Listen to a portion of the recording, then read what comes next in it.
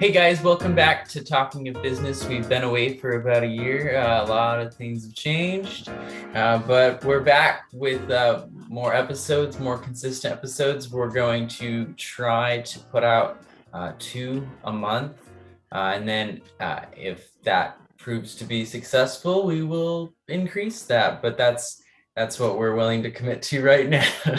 um, so I'm one of your hosts, Jordan Disper, and joined by me is my father. Hello, Jordan. Glad to be What's, back. what's your I'm name, glad father? Father Russell Disperger, CEO of Aspen Business Group Consulting, venture capitalist extraordinaire. Wow, it almost sounded fake at the end. All right. I'm not extraordinary. No, you are, but extraordinaire. I don't know. All right. Well, we're talking about how can we retain some top talent? How do we retain our best employees? We've already identified these employees as individuals who add value to our business and they improve the overall business, and they're not dragging down other employees. They're not nuisances, and we want them to stay. How can we do that? So we're going to go over a couple ways you can do that. And the biggest thing is trying to figure out why these employees would leave and then trying to mitigate that. Now, there are some circumstances that you can't control. And my dad and I were talking about them. And some of those are COVID, natural disasters, death in the family. And I was talking with your brother, Dad, and Which one? David Disberger, he's the vice president of Great Plains Manufacturing. And he was telling me that the number one reason why they lose great talent is because of wives who get pregnant and then they want to go and be near their mom. And so these families relocate and they do not stay with the business. And that's a small fraction of the people who are moving, and these are circumstances that you can't really control unless you can offer remote work. But now let's talk about some other reasons that you can control that you would lose great talent. Dad, I'll let you list off. Well, so with the 3,000 plus clients that I've worked with, I'd say that a bulk of them is that employees quit their boss first, that they absolutely, there's either a behavioral rub that they're just not getting along, or maybe the boss has got up the ladder of inference where they start viewing the employee differently. And so they start treating that employee, or that they make an assumption about that employee, and they start believing the employee is a certain way. That employee's feeling that the behavior style or the way the boss is leading them is different, and they start reacting negatively, which then further reinforces the change of heart of the leader. And it kind of goes in a kind of a circular thing where things start to fall out. And so then the employee just says it's not worth it. So they quit their boss. And time again, that happens. It's not normally money. It's not the company, but it's normally their direct boss or someone with significant influence within the organization. Currently, I have probably 5 organizations, and I'm working with some executives there. And these individuals that I'm coaching are all contemplating leaving. All of the reasons are because of their boss.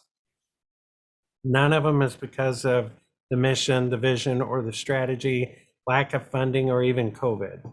It's strictly their boss.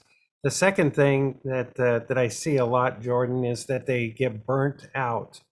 When you're a superstar or a great employee, and you have a can-do attitude, sometimes leaders, we get so busy that we have a tendency to dogpile. I know you, Jordan, can handle a lot, so I keep giving you things.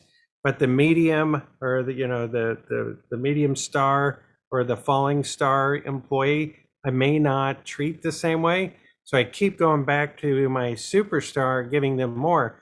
but I don't really pay them much different. So now all of a sudden my superstar feels not valued, and you keep treating me and giving me more, which they might appreciate, but they don't see why they're not being promoted or given more income because of the disparity of the workload that their peers have. So it creates a huge sense of burnout. And so the culture is somewhat sometimes formed by the lowest common denominator that a company allows for that employee to work for them. And so we have a tendency not to worry about our shiny stars, our superstars that we want to retain until it's too late. And in the behavior survey that you and I've talked about in a previous episode, called PDP, Professional Dynametrics Programs, they measure the dynamics of an individual's behavior styles and their stresses. And one of the things, it's a telltale story when people are applying for a job, is almost all of them have a good deal of energy drain, and they also have, or in this report, it shows low satisfaction.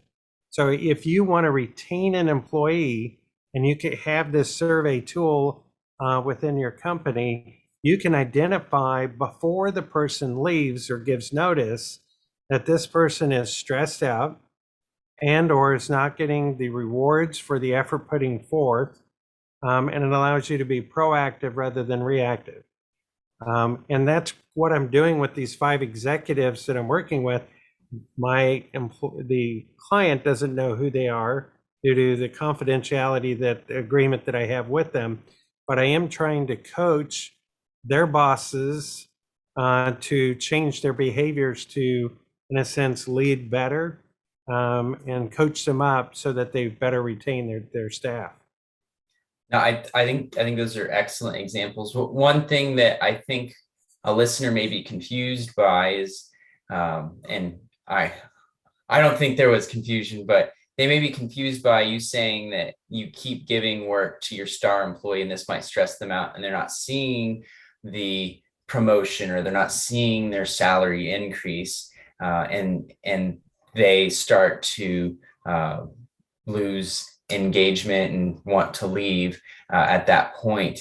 Now, you can't just solve that by paying them more or just by promoting them, and that actually might offend them, because you're not really solving the problem.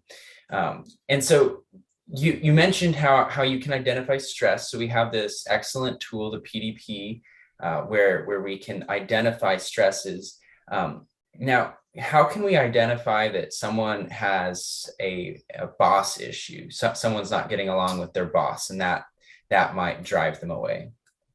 Well, there's 2 things. A lot of times individuals, and I made reference to it before, that it's called the ladder of inference, where we all make assumptions about the people we work with, and we start believing a certain way about that person. We make these assumptions, which impacts our behavior. And then based on our behavior, we, in a sense, create circumstances that we look for, or that might trigger the person that we're examining to behave a certain way, which reinforces our assumptions. And we keep going up, and it becomes a tighter and tighter weave, which causes distrust to come out. So the best thing is that if there is a bad boss, in a sense, and that there are bad bosses, but there's not too many people that I've ever worked with that they get out of bed saying, "Oh, I can't wait to screw up or to treat this employee bad."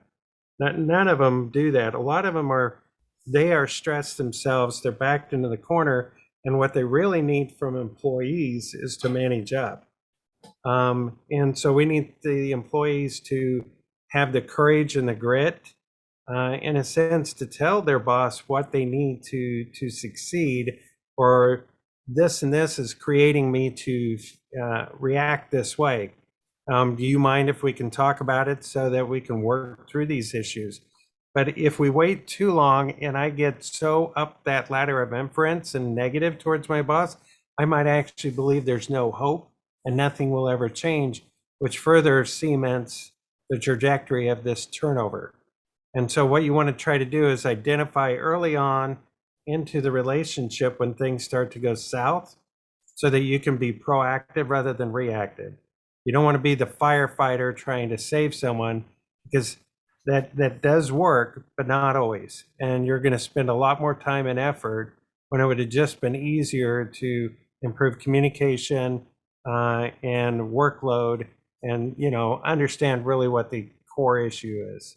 And a lot of times it's like I said, not money. So you're right, money doesn't always solve it. Money, power, like a last resort shift like that isn't going to fix the problem. If you're wanting to keep star talent, these are tools that you can implement now to try to identify these issues before they become the employee's departure. All right. Well, thank you, Dad. I think that was I think that was very helpful. I imagine that our viewers will take a lot away from this, and they'll be able to directly implement it toward keeping star talent. And if you're interested in the PDP, you can take a look at that PDP podcast episode that we have on Talking of Business. You can also reach out to either myself or Russ and my dad. That sounds weird to call him Russ.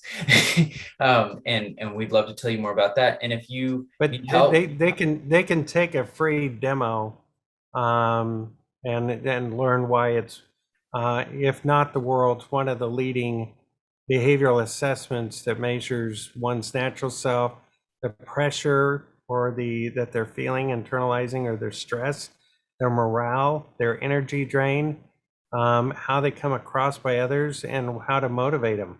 So it kind of creates that owner's handbook. absolutely. Yeah. So feel free to reach out to either of us. And if you need help identifying some ladder of inference that is potentially causing issues within your business, reach out to my dad and he would be happy to walk you through that. Well, next week we are going to go, or in 2 weeks, I guess, we're going to go over a case study. So listen in 2 weeks for that episode, and we look forward to talking with you guys again. Thank you. See you guys around.